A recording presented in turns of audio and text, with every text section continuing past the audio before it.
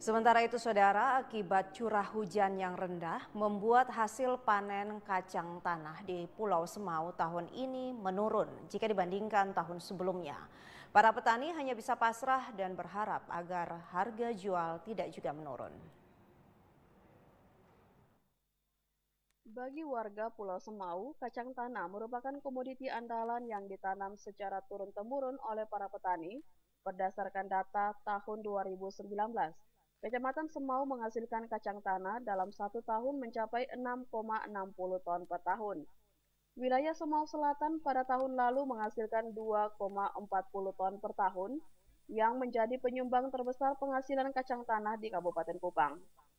Kacang tanah yang dihasilkan petani di Pulau Semau bersifat organik karena tidak menggunakan pupuk untuk merangsang pertumbuhan, tetapi hanya mengharapkan humus yang ada di kebun kacang. Akibat curah hujan yang rendah mengakibatkan panen kacang tahun ini menurun dari tahun sebelumnya. Yakob Nisi, salah seorang petani kacang tanah, mengaku panen di kebunnya tahun ini mengalami penurunan. Kebun kacang miliknya yang seluas 2 hektar di tahun 2019 mampu menghasilkan kacang tanah sebanyak 250 kg. Untuk tahun ini mengalami penurunan hingga 200 kg.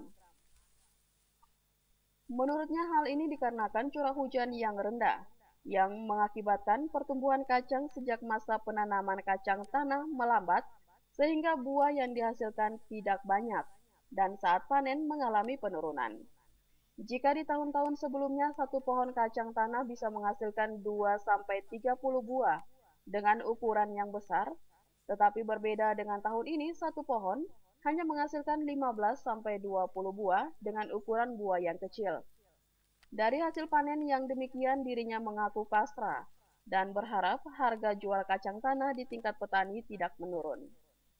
Karena bandingkan tahun ini karena begitu hujan kurang uh, memuaskan sehingga hasil panennya kurang.